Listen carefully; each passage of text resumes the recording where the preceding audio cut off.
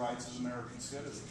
So is that something that you'll be doing with your campaign, is working up here in Weber County to help that happen? We have voter registration forms everywhere we go. If you're not registered to vote, today's the day. And I want to introduce our great Lieutenant Governor candidate, Sheryl.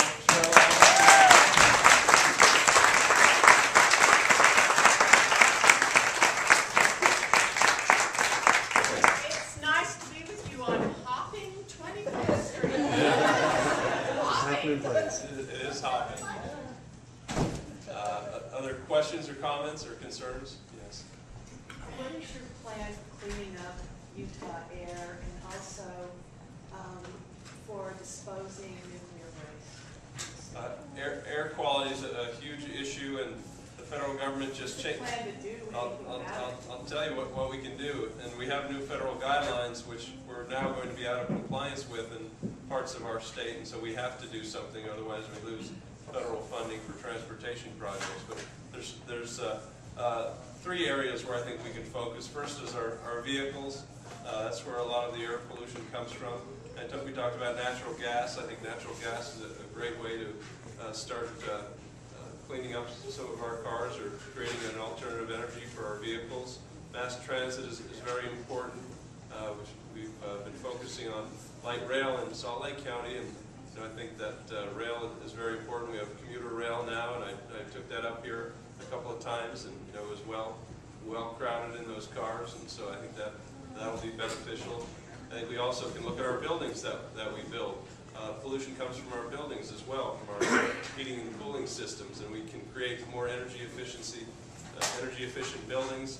We can use alternative energies as well, like solar or wind or other kinds of alternative energy, geothermal as well. We're doing a project in Salt Lake County as well. Then we need to look at industry as well. And there's guidelines out there for industry. We need to make sure that industry is complying with pollution standards.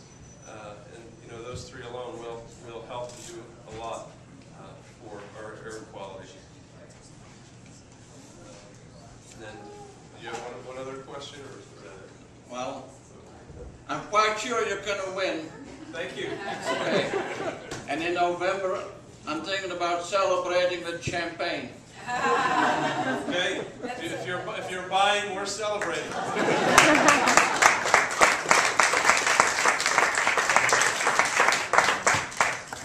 Thank you. One more. Take one more from the. I actually wanted to return to the earlier question about promotion of alternative energy sources. Because one of the concerns that we often hear about investors and companies who try to get involved in this is that when you have the price of oil so fluctuate, right, when the cost of oil goes up, then of course it becomes cost effective for these companies and investors to get into it. But then when we see the price tank, then the investors flee, these companies fail, and so we haven't been able to establish anything very consistent. Now at the federal level, from my understanding, the policy that's being proposed by Kerry and Lieberman would help to establish a kind of price floor for oil. And I'm wondering if there's anything comparable to that you can do on the state level, or that you would be willing to do on the state level, perhaps to bring up the price of gasoline or something else to make the renewables more competitive. I don't know a whole lot about what's being proposed, so I'd love to hear more. We're now the fourth highest gas prices in the nation, so I guess we're moving up. And actually, it's interesting that when gas prices got up to $4 a gallon, we saw a lot of people, going to mass transit. So it does drive people to other energy sources.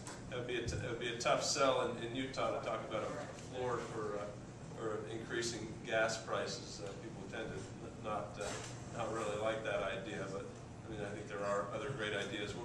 We are a low-cost energy state, which makes it sometimes difficult to look at some of these renewable energies. And some of the proposals to build wind or other energy resources or to send the energy to California or other higher-priced states. So it is an issue that we deal with, and I'd love to hear more from you about it. Utah does offer some tax credits for renewable energy sources such as our wind farms, and we need to continue to evaluate that because it can be very big in this state, and I know that Governor Corroon will want to continue to promote that. Let's do it. And Lieutenant Governor Allen will do it.